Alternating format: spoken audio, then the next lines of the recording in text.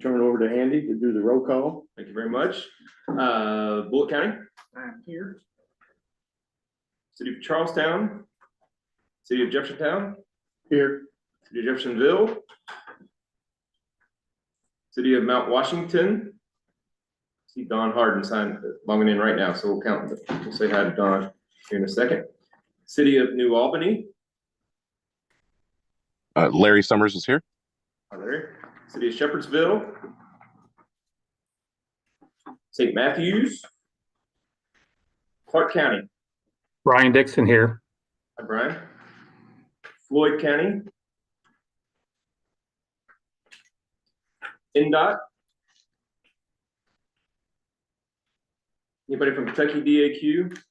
Get some new TTCC members, so we'll hope to see them next month. KYTC, how about Central Office? Isidro. KYTC District 5, nobody, or not yet anyways. Get this here. Louisville Metro Air Pollution Control District. We're here, Andy. Thank you.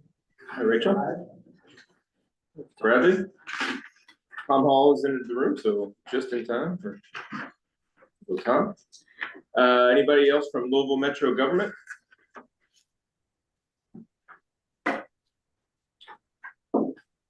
Oldham County.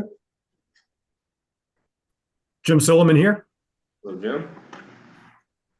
Anybody from Port of Indiana or Louisville River Port Authority? I'm not seeing them. Town of Clarksville.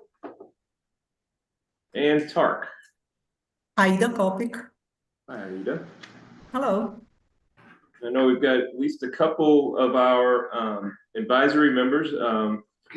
Vince from Trimark is in the room. I see Tanya from Federal Highways Kentucky. Welcome. Hello. Let's see. Keenan Stratman from St. Matthews. It looks like he just joined us. And there's Mayor Owen over there with Don over in Mount Washington. Thank you all for joining us. And there's Mike King. Mike King showing up there too. So from Louisville Metro. So we most certainly have a point. Thank you, Andy. Next item on the agenda is the September TTCC meeting minutes. Everyone should have received those in your packets. I ask if there would be any corrections to them. You can bring those up at this time. If not, I would entertain a motion for passage. We got a motion. Is there a second? Second. We have a second. All those in favor signify by saying aye or raise your hand. Aye.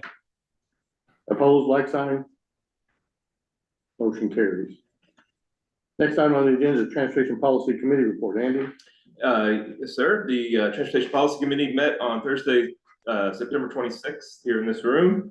A few highlights from that meeting were Ms. Chandrika Gibbon from the Federal Highways Kentucky Division was here. She introduced herself, so it was great to hear from her. Look forward to everybody getting to meet her at some point in the near future. We talked about several of the other TTCC agenda items that we talked about last month. That includes the Kentucky Economic Development Cabinet's grant program of 2024. Remember, that's the one where some state money is being deployed to help LPAs, ads, MPOs, public agencies match federal grants. We talked, Amendment 7 was passed. So I want to thank Federal Highways Kentucky for starting the air quality conformity review. That got started the next day after that. So we look forward to getting those projects officially in our TIP and MTP here in the next couple of weeks, probably. We talked a little bit about our phase shifts process and the process that needed to be done for certain projects. A little bit about the call for projects. And we talked a little bit about our upcoming schedule for those that are on TPC. We're going to do October meeting is going to be virtual only. November meeting is going to be in St. Matthews on the Tuesday of Thanksgiving week, and we'll be sending out reminders shortly. And if I can, one more reminder that we talked about at TPC. For those that are on the line, there's a lot of people that are on the line online on Zoom for these meetings. Just a reminder to please be sure to turn your camera on at a minimum while we're voting. As much as you want to turn it on, but please have your camera on during the votes. Thank you very much. Thank you, Andy. Any questions for Andy? And the next item on the agenda is a public comment period. Greg? Yes, not receive any public comments prior to the meeting. Not seeing anything in the Q&A. Anything that comes up, I'll bring up the other business. Thank you, Greg. Mhm. Next item on the agenda is the Jefferson Downtown Parking Study and Transportation Infrastructure Plan. I'll just give a little segue and let Andy also talk about it. Back in 2005, the city embarked on a small downtown parking study and access management plan at that time. Since then, we've seen a lot of transformation in and around our downtown and Blue Grass Commerce Parks. We felt it was important to update that plan and expand its plan to really include more of a transportation look of our existing downtown network and what improvements need to be addressed in those street networks to facilitate future economic development growth, as well as reducing congestion and providing adequate parking to apply some of the economic development initiatives that are currently taking place in our downtown. Andy, do you want to say a few words? Sure, yeah, so this project and then the project we heard about last month, the Louisville Metro bicycle implementation plan. These were two of the projects that got funded with the metropolitan planning dollars that KIPTA makes available typically around the late spring of each year for the upcoming fiscal year. So this was one of the agencies that was awarded those FY 2024 funds. And so I believe Matt or Jake Town's consultants, PK4, are here to give us a presentation. Yeah. Tom? Thank you all. I'll be quick, but I do want to point out, pop-up window there. Okay, well, thanks for having us. Lindsay here, Austin, with QK4, and my name is Tom Springer. For those whom I don't know, I'm going to provide an overview of what we've been doing, and then we'll be glad to take any questions. There's our study team. Illustrious Matt Nye is leading the efforts. And I'm Tom, Lindsay, before. The larger study area generally follows the town center reform district, shown in red. And then there's the downtown core, the Gaslight Historic District, shown in blue, and it's centered on the crossroads of Watterson Trail and Taylorsville Road. So our study purpose and need is to sum up and not read everything that's on that screen, but J-Town's got a lot going on. They have other highway projects that they've done, and the streetscape improvement showing there, a lot of new industry and new growth, and they want to plan for even bigger things and larger things, and to ask the question, is the road network what we want? Is this what's best for the community and pedestrians and safety, and then economic development and the type of place that is envisioned with a lot of pedestrian traffic and activities throughout the day and the evening, especially in honoring the historic Gaslight Square and vision. So our objectives consider safety always, and congestion and traffic calming effects and recommendations. And we want to complement the existing character and all the great work that's been done. I think some of the recommendations are taking what's already been done to the next level. And effectively communicate with drivers and bicyclists and pedestrians about wayfinding and how to get around town and park somewhere and get to your destination without getting back in your car. And then develop a series of recommendations that can be implemented on their various levels, low cost, more medium cost, and some higher end ideas. We consider the land use and some anticipated development activities. There are lots of other ongoing projects in the works. We're looking at traffic and crash and our parking lot demands versus parking locations. And on that last row, you see past studies too, because there have been a lot of good planning work done. As Matt mentioned, in 2005, there was the downtown parking study and access management plan, and we're building on that as it is almost 20 years old. And there have been there's a pedestrian master plan done about the same time, and then 2007, the wayfinding plan, which has been implemented a lot, and a transportation study in 2007, and then an ADA transition plan in 2014. As we gather information and get stuff from all of those.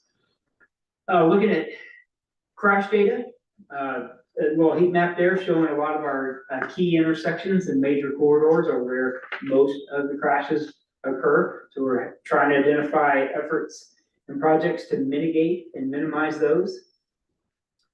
And, the intersection hot spots listed there, Taylorsville Road and Waterson Trail, and then also Rutgers Parkway, have some spots that we think could have some improvements. And go through some of the overall transportation recommendations here is there are a lot of projects on the book from KIPTA and the MTP. And those are illustrated on our mapping. Don't want to ignore all the hard work and ideas that have already come to you. And then focusing downtown, the one-way to two-way system in Daytown here could use some enhancements, could use some work. There's some that are wider than others, some go from one way and then all of a sudden you can't go across. So an overall plan to really convert all of those to two-way streets is sort of a big vision. But there's also a vision to where practical, you can do a one-way plus a bike or ped lane. And that would provide multimodal access and still keep that one-way connection, get the most out of your transportation, the infrastructure that we already have. So we're looking at where those could be phased, those types of options. And that part of looking at that and identifying where those multimodal transportation, pedestrians, bike facilities will need, we pulled Strava user data and overlaid that with the network of sidewalks and bike lanes. And then want to focus on pedestrian connections and both in the core and in the larger Forum district, and then also into the surrounding neighborhoods to encourage residents that don't necessarily live in the city limit proper, but could bike or walk or get to downtown and enjoy everything without necessarily getting in the car, and improve that multimodal connection outside of the downtown core. And then bicycle connections too. There are a couple of multi-use trails, multi-use paths already built. So finding where the quick wins are and to close the gap on some of those are going to be part of the recommendations as shown on this exhibit. And then the parking recommendations is where sort of at the heart of this particular study. And shown up here are the number of parking spots, existing public spots, about 500 plus total in the area. And we're looking at the geographic distribution of those spots versus destinations. Our goal is to try to recommend either shifting some of those places or identifying where new parking could be and identifying potential public-private partnerships. Jefferson Town's done a great job at developing some public-private partnerships where the city maintains a lot and is owned by a private owner, private business, and they share that through signage, and maybe there's more opportunities for that. As seen on this map, the new police station coming in, some potential new development down where you see number 15 is. KYTC has funded the Connecting Communities, butchered the name of that. But that we went to those workshops and some of their priority parcels, trying to fold that in and have a coherent parking plan to meet the future needs and encourage the right type of development with parking. And then we've talked about adding some bicycle racks into the downtown core to encourage the bicycle use, to finish that leg so people have a safe place to park their bikes. And then we've touched on some wayfinding recommendations. There's already a lot going on. There's also sort of a little mixed bag of some leftover signage, so maybe enhancing, improving some of that parking or signage to lead you to parking in downtown facilities. And then we have, there's a map of sort of community interest and where people would be going, either on foot, bike, car, or whatever, and trying to bring that land use element into all the recommendations. And here is a concept plan of wayfinding signs that we feel are missing or could be put to enhance those locations. And then we have this overall map, a busy map here of all of the recommendations folded in by PED, signage, new roads, one-way conversions, and new roadway connections too. And then with honing in there on the downtown recommendations. So that is the end of our high-level overview. You want to eat up too much time, but gladly welcome questions, comments, complaints, none? Maybe not. No, just kidding. Thank you, Tom. I've got one, I guess, or I'll start. Sure. We talked about those public-private partnerships. I imagine that's something that's interesting to some of the people that are, on Zoom or in the room. What are we looking for? What type of businesses might we be looking to partner with most? Is it based on like the times of day they're open? That probably is a key thing. Maybe is that? Well, I have my idea on how to answer that, Matt. I don't know if you want to answer that. Take because your that's first done. stab at it. Your first stab at it, well, the first thing we've done on that is look at, the location. And there may be a great public-private partnership somewhere, but if it's a half mile away or more, what's the point? If we wanted to connect those destinations. So if it's downtown core, it's gonna generate some interest, but what has happened, Los Aztecas, right? Did I get the right restaurant, Mexican restaurant? Oh, Oh, well, that's probably Los Aztecas. yeah, No. Elmo Paul, right? They own a parking lot. we do. Oh, you own it? Yeah. Okay, I thought but they use it for their business, but the city It has that owns it. distinct impression that they control that lot, but no, that is a fully owned and functioning city public parking lot. Okay, but there's some others some businesses that, are daytime only businesses. And if there's an opportunity to enter a memorandum of agreement or some type of contract with them that the city could help maintain and do signage where parking can happen at night, while they're not in business and support the nightlife, those are the type of opportunities. There's some churches that, the Korean church, right? They own a lot and they have, but that one is a public-private partnership, right? Yeah, and what we try to do is look for maybe underutilized surface lots at this point in time that makes sense. The needs that the current property owner utilizes it for makes it a parking lot, but it's really not being really utilized as a full-blown parking lot that could benefit the community as a whole. So those ones we targeted first. We also looked at the land use strategy that's attached to those. Like Tom said, you want parking to be in the proximity of the potential uses that's going to benefit, whether it be the civic uses like clerk's office, city hall, library, senior citizen center, or does it feed any of the local economy with restaurant shops and that stuff. So those are the strategies that we've been using, trying to figure out what that looks like. And ultimately the goal is to guide the city at some point is when does the city take a bigger step into solving a downtown urban type of parking situation in order to not allow a community to start degrading its economic base. And so that's kind of where we're at, trying to figure out at some point, if we want our downtown to develop and utilize these surface lots for development, somebody has to take the step on the parking demand that follows. So whether that's a parking structure at some point, or is it a combination of strategically placed lots or something, surface lots. So that was part of the dynamics that we wanted to get a little bit more exposure on and make sure that we're ahead of that curve in this situation. I can't see. Is there any other questions about this brief overview of the project? Once it kind of gets through the adoption stage of our city council, it'll also be put up on our website and make available for a broader audience and used as an economic development and planning tool for us moving forward to guide any of those future development issues. So. Thank you all. Thanks, Tom. Thank you. Next item on the agenda is item number 6, the phase shift Kentucky end of the year funding wrap up. Brady.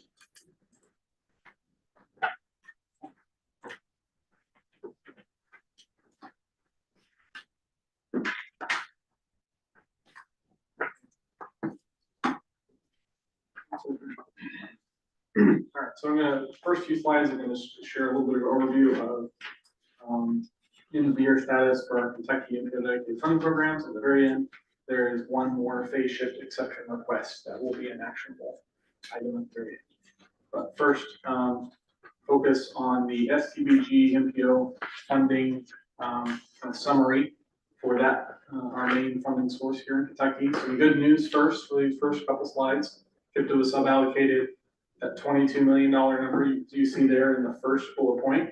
And Kentucky sponsors obligated this fiscal year, is estimate right now, I'm still clarifying a few things, but about $18 million and a half dollars in fiscal year 24. This is the highest obligation number total since fiscal year 2019. So since before the pandemic, this is the most money that we've obligated in the STBG program in 1 year. That's great. So that's a total percentage of about 82% of, we obligated 82% of the funds that we received through the STBG program. It's highlighted by the obligation of rural metros, East Market Streetscape construction phase, which took up $8.7 million federal just for that. So that was a big chunk of what our total obligation was for the STBG program this year. Some more good news, of all that $18.5 million that was obligated, around 63% of all of those dollars are going towards projects that are located within environmental justice areas in the KIPTA region as defined by the KIPTA MTP. And 81% of all of those dollars are going towards projects that are either bike or ped only projects, or projects that is a roadway project, has roadway elements, and also includes some level of bike and pedestrian improvement. So a lot of this money is going to benefit individuals who are marginalized in some way or another, whether it be financial status, race, or a user of alternative transportation. A lot of those are often conflated categories. So that's the good news. Bad news is we still didn't spend as much money as we were allocated this year, meaning that our carryover balance does increase for the STBG program into fiscal year 25. And so this number is still a little preliminary. There's a lot of moving around right now with old phase shifts, but the projected end of year carryover balance for this year is going to be over $124 million. That does not include the sub allocation for fiscal year 25 that KIPTA is anticipating to receive. That will be around $23 million. That exact number I'll be confirming in the next couple of weeks here with FHWA. So carryover balance is still very large. We still have a lot of projects programmed to spend that money. And while we did spend a lot more this year than we have the past several years, that's still a major issue that we need to get that, continue to work to do our best to get this balance down. For the TA funding category for Kentucky, KIPTA was sub-allocated in fiscal year 24, that $2.3 million number you see at the first bullet point, and Kentucky sponsors obligated $3.1 million in fiscal year 24. So that's, in this case, we actually obligated more than we were sub-allocated for fiscal year 24. That's great. That does cut into the balance, although there still is a relatively significant TA balance as well of over $7 million projected for next year. We do have funding programmed already that will, if all the currently programmed project phases are obligated on time within a couple of years, that $7 million number would be much closer to zero. But until that happens, we still have that carryover balance. 53% of these TA dollars that were obligated in 24 went to projects located in a environmental justice area as well. So that's another good note for fiscal year 24 funding. And obviously there were TA projects, so they went to transportation alternative projects as well. Fiscal year 24 CRP funding, KIPTA was sub-allocated the $2.6 million number you see there in fiscal year 24. Kentucky sponsors only obligated $32,000 of CRP funds in fiscal year 24, which isn't a lot. The anticipated in the fiscal year carryover balance is over $8 million going into next year. The caveat for the CRP funds is a lot of the CRP success and what we might determine success in cutting down carryover balance is based on one project. The Ohio River Levee Trail Phase 3 project has that $6.4 million of CRP funds programmed to a construction phase. So basically, the carryover balance will be high until that project phase gets completed, and when it does, that will significantly cut into that CRP balance. So it looks high, and it is high, but it's not perhaps as high as we might think. It's kind of all our eggs in one basket, you could say, right now. And that's summary for fiscal year 24 for Kentucky for our 3 funding sources. We're still in the process of getting all of the phase shifts from fiscal year 24 to 25 sorted out through administrative modifications and amendments.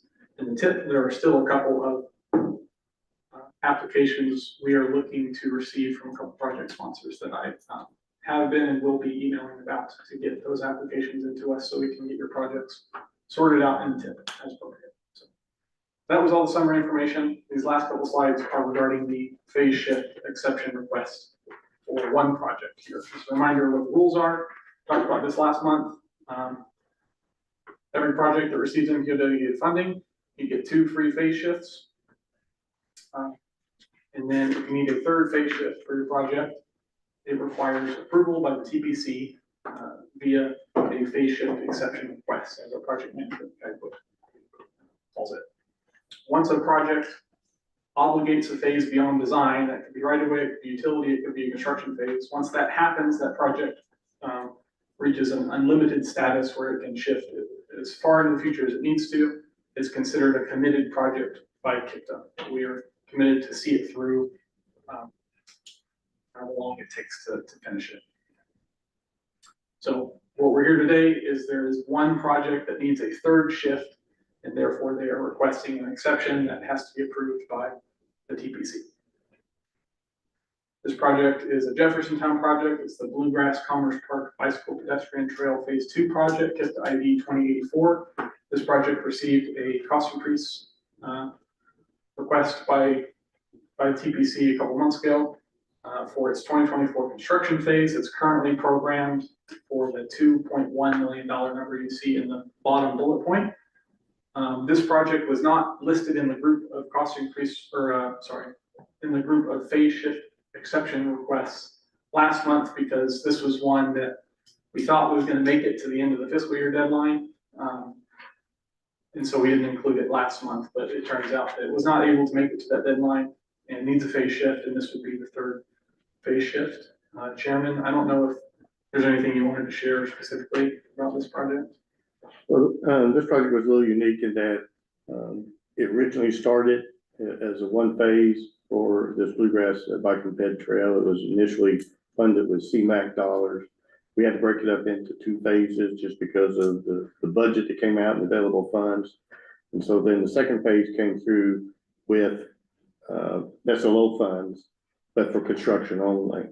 Then there was a delay with some of the pandemic, which forced us then to have to go back and go through another design review level of the project. And so we funded that ourselves in order to advance the project to get it to construction. So that's why the anomaly that you're seeing is the exception is on the construction phase, because there wasn't a design phase for this, because it was by the city funds only. It was all being done within existing right of way, so there's no right of way phase, and utility impacts were minimum as far as just raising valves and manhole covers, that type of stuff. So then it really only kind of left itself as a construction phase. And so it's kind of a little unique as far as why you're seeing a construction phase needing the exception, because if not, it would have been typically unlimited at that point in time. And then we're very close to it, working with the district office.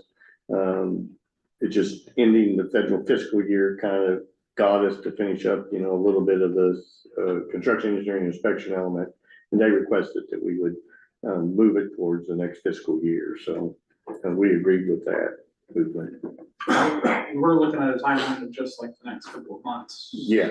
Right? Like this is right at the end. Yeah, and the way Brian Eaton with the district talked is once the new fiscal year opens up for the feds, and it would be, put through for the funding request.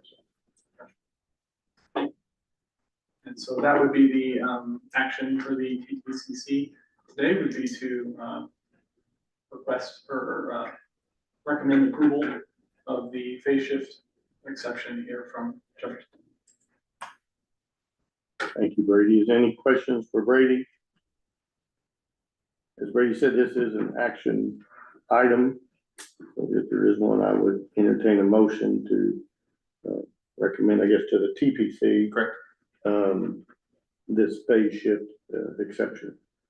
Make that motion. I have a motion and a second, I guess, by Jim Silliman. Any further discussion? All those in favor signify by saying aye or raise your hand. Aye. Opposed, like sign. Motion carries. Thank you, Brady. Next item on the agenda is the Coordinated Human Services Transportation Plan. Nick? Good afternoon. I'm presenting on the 2024 Coordinated Human Services Transportation Plan. Give it just a minute for the PowerPoint to come up.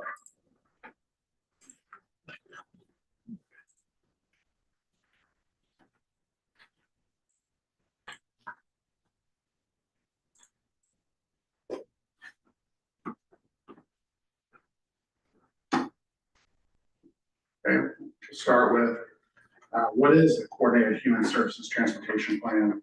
It's a way for communities to improve collaboration and communication across transportation providers.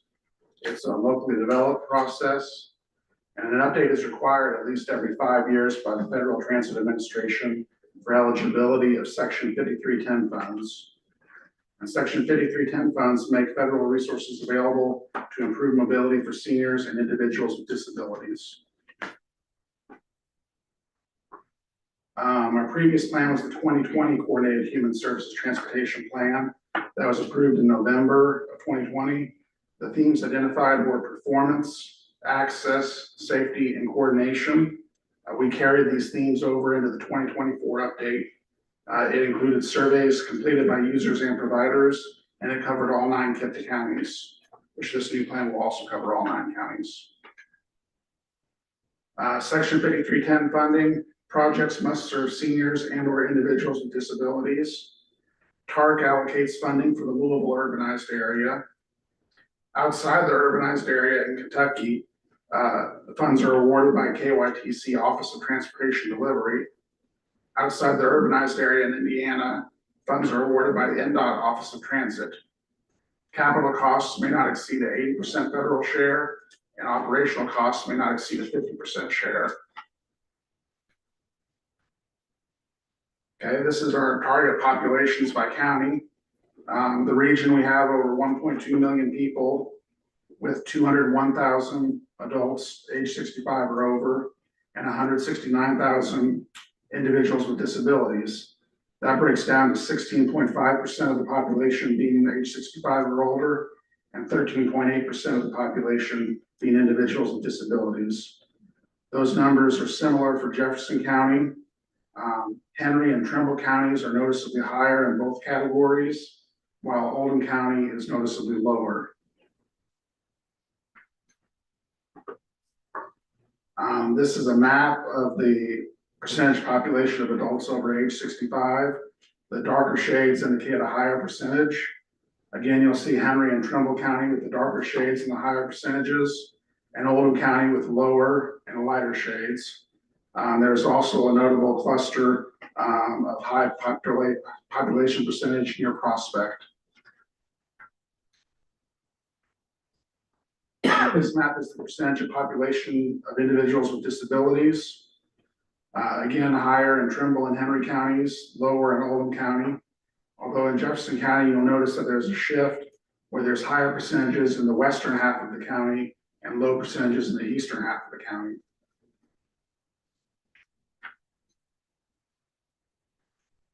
This is a map of the transit catchment areas. It is TARC routes as of July 2024 with a 3/4 mile buffer. That shows the TARC 3 service area. There's good coverage inside the Gene Snyder Freeway, with some past that on Dixie Highway and Bargetown Road.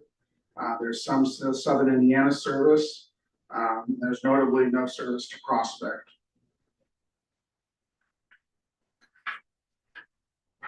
So the provider survey was conducted via email in January 2024.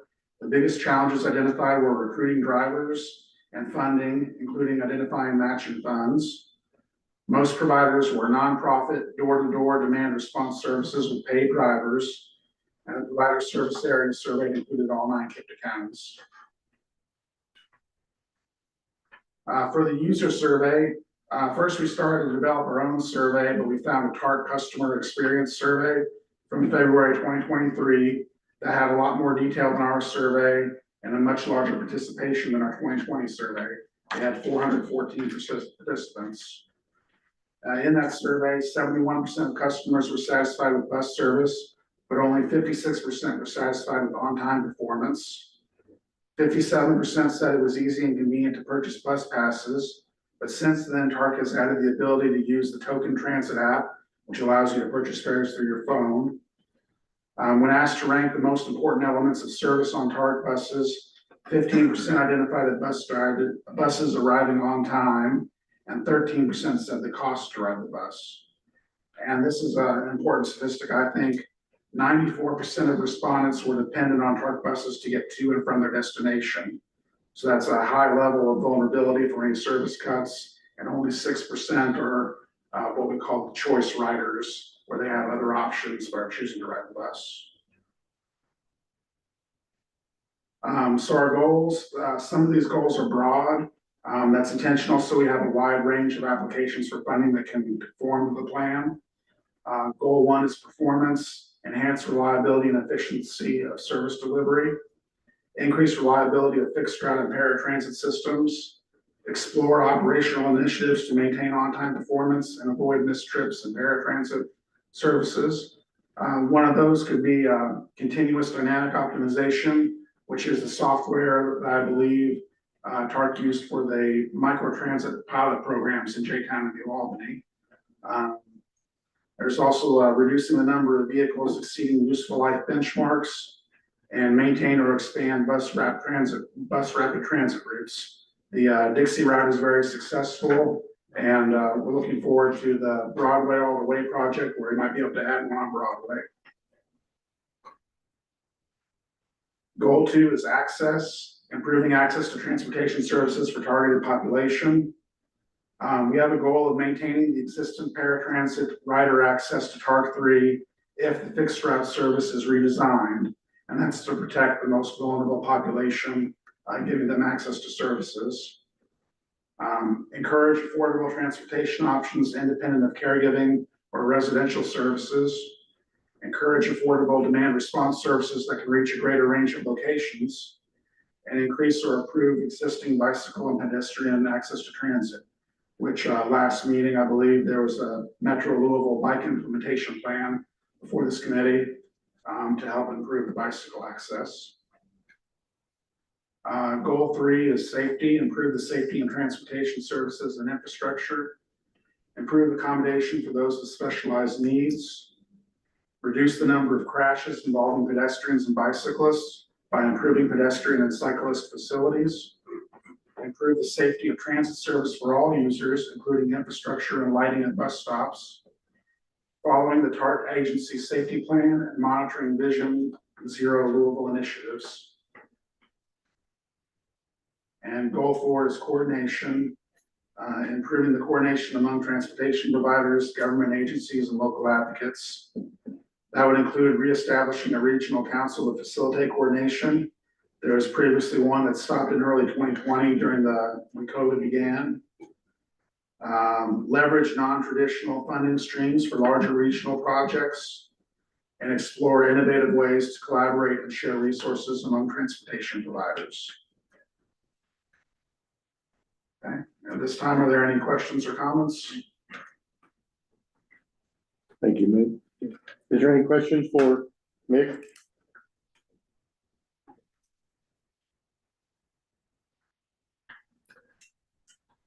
I don't see any. This is an action item. It is, it's similar to the last one, recommendation to the TPC for their approval, potential action for their approval. Okay, thank you, Andy. I would entertain a motion to recommend to TPC approval of the Coordinated Human Services Transportation Plan.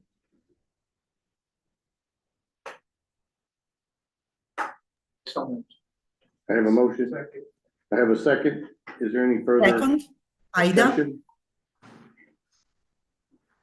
All those in favor signify by saying aye or raise your hand. Aye. Opposed, like sign. Motion carried. Thank you, Mick. Appreciate it. Next on the agenda is number 8, the new administrative modification policy. Chris.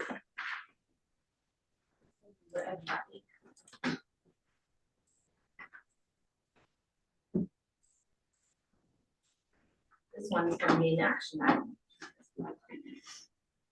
Right, so I'm gonna be talking about our proposal to update the administrative modification policy.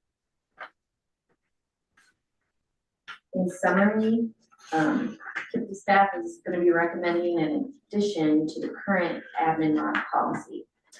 Existing small-scale exempt MTP projects can enter the TIP through admin mods when the TIP year funding becomes available to expedite project delivery if the project also would otherwise be eligible under the group project's qualifications. And I'll get more into the nitty-gritty, but that's the general thesis. First, I'm going to talk about some discussion of the issue and the types of projects that would benefit from this update. Then I'm going to talk about the current policies and then the policy recommendation. Okay. So the best way to outline this, I thought, was to provide an example. We've got a current example of a project which would benefit from this change, the Henryville Sidewalk Project. So funding's been freed up and planned for the Henryville Sidewalks project in Clark County. The issue is that the project is not yet in the TIP and waiting for the next amendment could slow down the project delivery. This is a relatively small project, as you can see. It's exempt and it is already listed in the MTP right now. A little bit about the project history. It was submitted initially back in 2022 call for projects, and at that time, Clark County had requested fiscal year 23 PE and fiscal year 25 construction. However, they were awarded fiscal year 27 and 28 PE and 29 construction. Clark County would have preferred earlier funding, and now that they have the ability to get it, they'd like to move on the project. The funding that was awarded to the project was programmed outside of the current TIP years. The current TIP years are 23 to 26. So what we awarded them isn't in the TIP. However, projects like this one that are listed only in the MTP are not eligible to enter the TIP through an administrative modification under our current policies. If this project had not been in the MTP like it is, it would meet the requirements to enter the TIP through an admin mod as a new bike ped group project. As a side note of importance, KIPTA staff want to encourage sponsors to submit projects for inclusion in the long-range plan, but we don't want to have them stuck when they get the money and timing is of the essence. So our current policies, most of you are familiar with these. I don't usually present admin mods to the TTCC. So if anyone has any questions about this later or after my presentation, we can talk. But in general, admin mods, they are for minor updates. They don't require TPC approval or public review, and they're intended to expedite updates to the TIP for ease in project delivery. Because we don't present the admin mods, oh, I already said that, sorry. And here, I'm not gonna list these all out individually, but this is a slide of the type of updates that we can make during admin mods. I've highlighted the one of interest at the bottom, adding eligible new products through the group projects policy.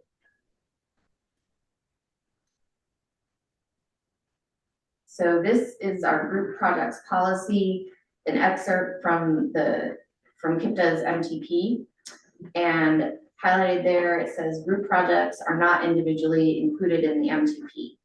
And that's kind of where our issue has arisen, because this project could have been a group project, but it wasn't ready because it didn't have funding. And so we put it in the MTP. But because it's in the MTP, we can't just add it to the TIP through the admin mod policy. connecting back to. Sorry, guys. It's complicated. This was complicated to try to summarize for you guys, so. Again, any finer details that you have questions about, please feel free to ask at the end. So I'm gonna show you what group it would go in if it could have. And it's the bike ped project improvements. It has sidewalk improvements as a component of the project. It has updating the curb ramps and getting things squared away with the ADA requirements. It's a perfect project for that group, but we can't put it in a group project because it's already listed in the MTP. So our proposed change, the intention is to continue to encourage the early project inclusion to the long-range plan while breaking down the unnecessary barriers for small-scale projects to enter the TIP quickly. Existing MTP projects can enter the TIP using admin mods if they otherwise meet the group project's requirements. However, what we propose to do is we'll keep them in the MTP and not assign a group project ID, because that would kind of be listing it twice because the group project categories are already listed in the MTP. So, oh, and I want to make a note to point out that these projects that this would apply to, they've already been through public review when they entered the MTP, and that's a little bit different than the true group projects, which are just in the TIP only and they don't get the public review. So the TIP action, if accepted, the TIP action will say add existing MTP project to the TIP, meets group projects criteria.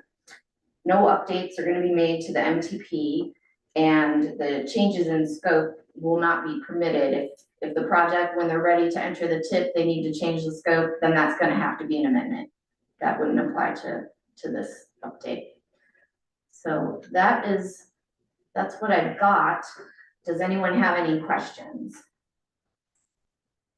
Anyway, does this only cover group type projects for that No, change? so it would cover projects that are not group projects. as They're well? in the MTP only. Only.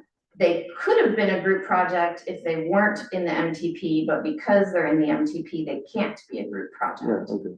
So it could be. So that they'll have to be under the group project thresholds, like each group, like the bike ped projects, the threshold's $1 million.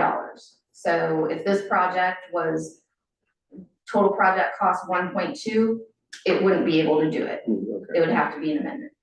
Really just fixing a loophole. Yeah, yeah. Well, it's like I said, small in nature too, yeah. Could a person, just withdraw the project from the MTP and then enter it as a new group project? Well, it'd have to go through an amendment to be withdrawn from the MTP. Yeah, but who cares? Yeah. It's a new project zooming in under the, and that can happen in the background, who cares? Like if it was just like a brand new name, new ID. I mean, Nearly identical twin. Chinese twins? Yeah, well, but this one would have true funding, so it's really not the same project. It's probably a different traffic date, if you were accelerating.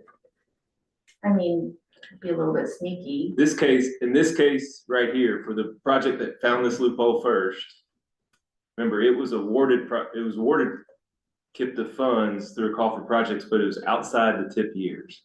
And so that's even a grayer area for what you're saying, because then the project that was awarded was the one that was awarded 2 years ago, as opposed to the one that would be made up out of thin air, now.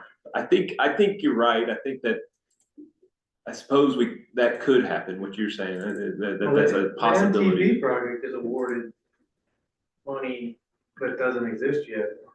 But if you're accelerating the funding to the current TIP year, that's a new project with legitimate TIP year funding. I think we would argue that the outside of the TIP programming, the dedicated funds TIP programming, the funds that are there are less of a sure thing than those years that are the, several years from now, and then the TIP years need to be a really sure thing, right?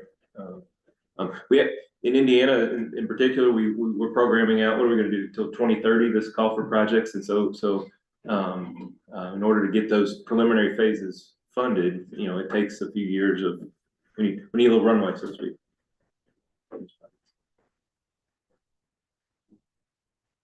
Any other questions? The goal here is getting the project delivered, sped up, and that's the end goal, so I think we're a good, we believe that this does enhance that, if only for these projects that find us involved. Your examples for the Indiana project, but this would be a modification for both Kentucky and Indiana type. Yes, projects. it would be added to our existing Just overall. admin policy, no change to the group project policy. It could benefit people on both sides of the river, but notably Indiana, sometimes toward the end when funding gets shuffled, we had previously talked about a Plan B project list of small scale projects that could absorb funding that's gonna lapse. And those type of projects would benefit from this because we have to be quick sometimes to get it together. And we want to encourage them to be in the MTP. We don't want to discourage a project from being submitted to the MTP when they don't have funding, just because they want to wait to get in with the group projects. Thank you, Chris. Any other questions for Chris? If not, this is an action item. And I would entertain a motion to recommend the TPC to adopt this modification to the administrative modification policy. We have a motion. Is there a second? Second. We have a second. Any further discussion? All those in favor signify by saying aye. Raise your hand. Aye. Aye. Opposed, like sign. Motion carries. Thank you, Chris. Next item on the agenda is yours as well. And amendment number 8 for the fiscal year 23-26 TIP program and Connecting County and MTP. Right. It's gonna be a shorter one. So I am announcing that we are starting the early preparation for Amendment 8 to the TIP, to the current TIP. This one probably going to be a bit of a last call to do amendment level changes to the current TIP. We've got our project submission application deadline for December 6th, and that'll be for new modified project updates. Then KIPTA staff will review them through mid-month, and the air quality conformity activities will be through late January with IAC sometime in early mid-month. This would set us up for late January, early February public review period, and February TPCC and TPC actions. This one I can already promise will be a full amendment. I'll send out email reminders to the group too, just to have that in the back of your heads. There is no action on that one. Any further questions for Chris on item number 9? Next item number 10 is the fiscal year 25-28 transportation improvement program update. Chris? Okay, last one from me. So I know some of you probably expect us to be coming. I'm formally announcing that we're starting our preparations for the next TIP, the fiscal year 25-28 transportation improvement program. Got some key dates and info to share. As most of you all know, the TIP is our short range plan. It's a multi-year program of transportation funds, and we're required to update the TIP at least every 4 years. So the current TIP is for fiscal year 23-26, and it's fiscally constrained as a subset of Connecting Kentuckiana 2050, the MTP. The new TIP is going to be fiscal years 25-28, and like the current, it's going to be fiscally constrained to the existing MTP. To remain consistent with the MTP, we're using the same project scoring system that we've been using for all of our updates and used with the present TIP. So that'll continue on, no change there. The adoption of this will be similar to an amendment. and the MTP is not planned for another update until sometime around spring of 2027. The next tip after this one will be fiscal year 27 to fiscal year 30, and that one will be created in conjunction with the next MTP. So this one, we're still under the umbrella, if I may, of the current MTP. So here's the plan for our project collection and inclusion. First, we've got our existing projects. They're gonna automatically carry over. And when funding is programmed between the tip years, 25 to 28. This is kind of an important one. So fiscal year 23 and 24 are gonna drop off. And we're gonna be sending out lists of all the active projects with open to public dates in 2023 and 2024 for status updates.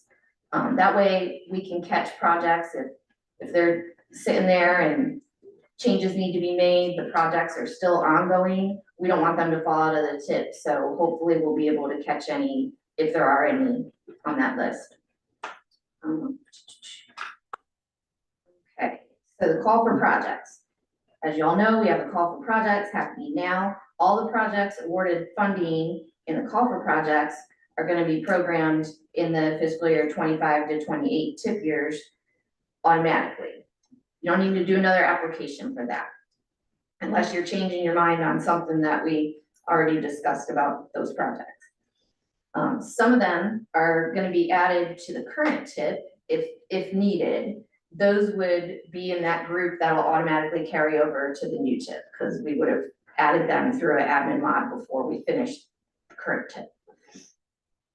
Now, call for projects updates that do not need to be in the current tip, those ones are gonna wait and just enter when we begin the next tip. And then the third category is any other project updates that need to be in the next tip. So we need those to be submitted also by December 6th for inclusion in the initial draft of the new tip. This is gonna include any projects that use federal funding sources outside of MPO dedicated sources. So we do have a lot of projects like that, especially from the state highway departments. And also any other regionally significant projects that are required to be in the tip. So again, that's December 6th. We want to get all of those project update applications to get them in that first draft. Okay, so the final amendment to the current tip, as I said a few minutes ago, that'll be Amendment 8. That deadline is also that December 6th deadline. The final administrative modification that'll include changes that'll carry over into the new tip must have a submission date of March 3rd. So, you know, we can accept stuff for admin mods at any time, but if we want to get them into that draft, that's the deadline for that. 2025, I assume. Yes. Oh, yeah. Yes, it's a ways away, but The date is all. that's the last call for admin mods to get into the initial draft. Update requests received after these two deadlines are gonna be set aside for amendment 1 or admin mod 1 of the new tip. So here's our timeline.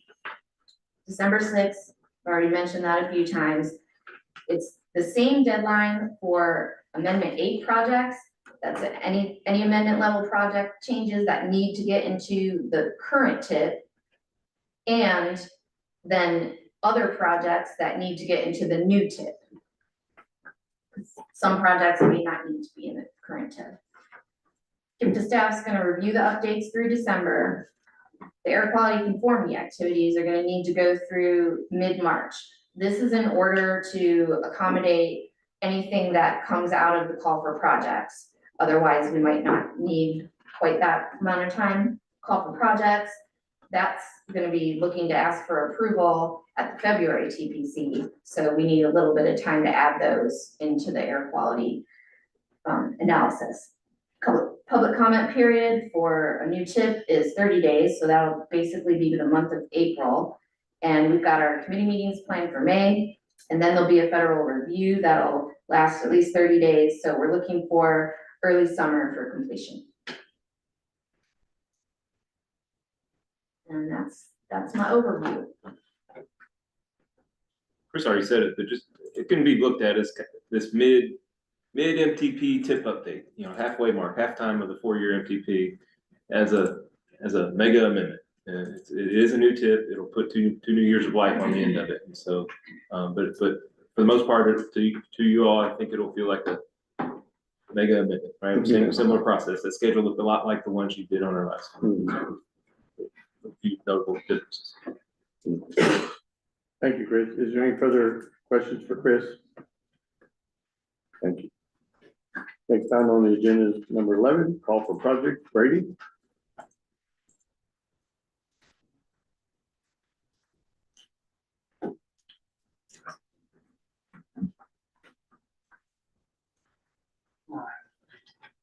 So last month, I requested permission to form a TTCC working group for the golf projects a group that will work together to determine a recommendation for the TTCC based on the applications received via this golf projects. So as a reminder, this working group will consist of 5 static members: NDOT, KYTC, KIPTA, TARC, and Louisville Metro. We'll have representatives in this working group, and then there are 4 rotating member agencies, 2 from Indiana, 2 from Kentucky. Invitations have been extended based on the rotation of who was previously in a TTCC working group. The next 4 up on the list received invitations and have accepted invitations to join the group. So just so you're all aware, the 4 rotating members will be Clark County and the City of New Albany for Indiana, and Bullitt County and St. Matthews for the 2 Kentucky rotating members for this Alpha Project working group. A little bit of information on where we're at in the timeline and what to expect here in the next couple of months for the golf projects. Application period opened August 1st. At our quarterly meetings to discuss some of this, ask some questions, as well as the other topics pertinent to the quarterly meetings.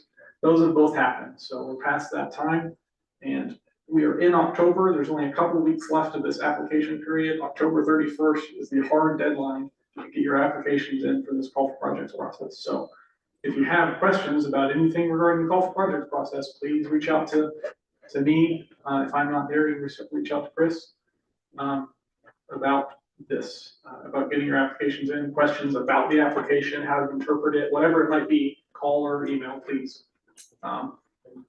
We are kind of hitting the home stretch for this application period. The month of November, after we receive all the applications, KIPTA staff will be reviewing the applications, mapping the locations of the projects that are submitted, and running the projects through our MTP scoring system to give them project scores.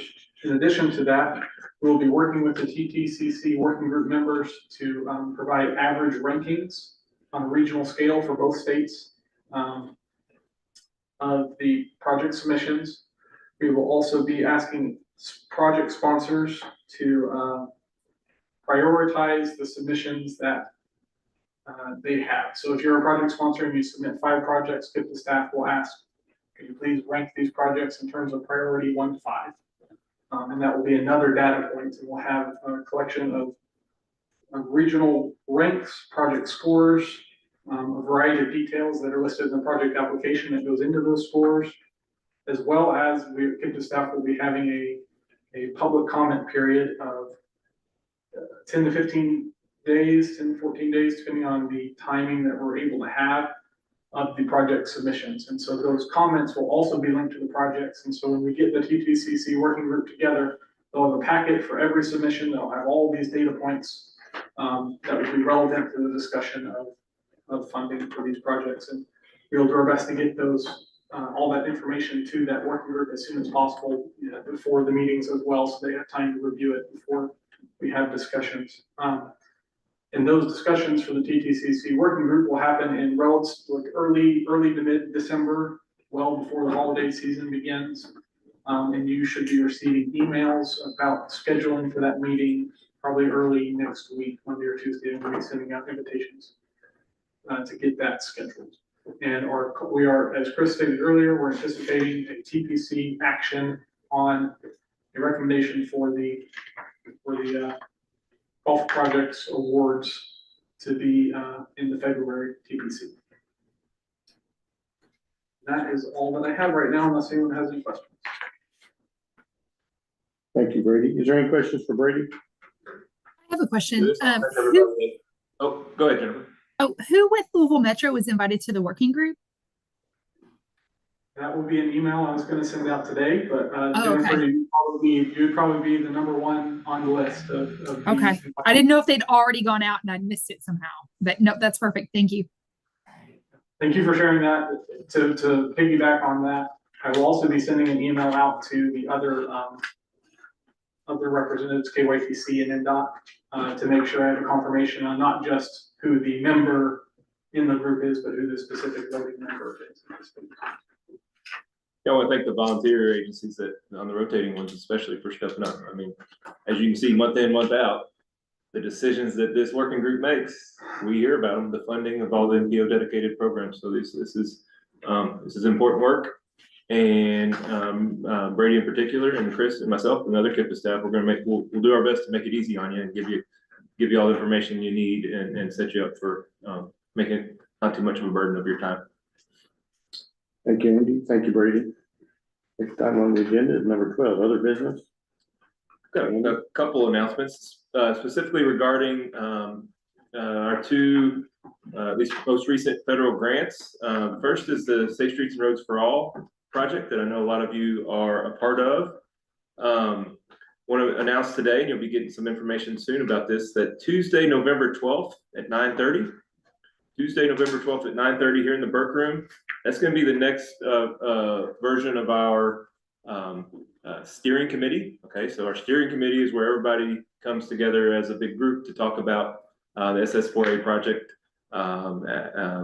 together. We're encouraging in-person attendance, but just like this meeting, the virtual Zoom option will be made available. And the other meetings to announce on the SS4A front are the next round of those one-on-one meetings. I think a lot of you all took part of those. I thought those were very successful. We met either over here in the Burke Room, or for our Southern Indiana friends, we met over at City of Jeffersonville. We're talking about mid-January, so just a heads up on that. That'll be the next round of those one-on-one meetings with those agencies. For our KYTC and NDOT friends, there are some unique meetings that we're going to be setting up or reaching out to the safety offices in both agencies. That's probably going to happen in the next couple of weeks. The invitation or the email. So be looking for that too. So that's our SS4A. It's moving along pretty well, I would say. I hope everybody would agree with that. Could you give that date for the next meeting real quick? Yes, ma'am. The next large group meeting. The large group meeting will be Tuesday, November 12th at 9:30 a.m. So it's going to be the day after Veterans Day for those that have a holiday that week. So it'll be Tuesday, the 12th at 9:30 to 11. That's what we're thinking. HDR and Palmer and our consultants will be here. I saw, or Mick and Spencer and I saw just the other day, some of the, I guess let's call it the draft reports that they've got in the works. I think you all will be impressed with the local. Remember, this is the one where we're doing 17 studies, one regional one and 16 local ones. And so I think you all will be impressed with how thorough the data is and how thorough those reports are. But we still have a long way to go. We still have to do things like develop the solutions. Right now, it's the problem identification. Next becomes the solutions phase, and so that's going to be that'll be talked about both at Tuesday, November 12th at 9:30, and then that's the big group. Then mid-January, small groups. Then the last thing I'll mention is our Federal Railroad Administration Corridor Identification Grant. That was the grant we were awarded in conjunction with Louisville Metro and in partnership with NDOT a little while ago. I'd like to report that it's well underway now.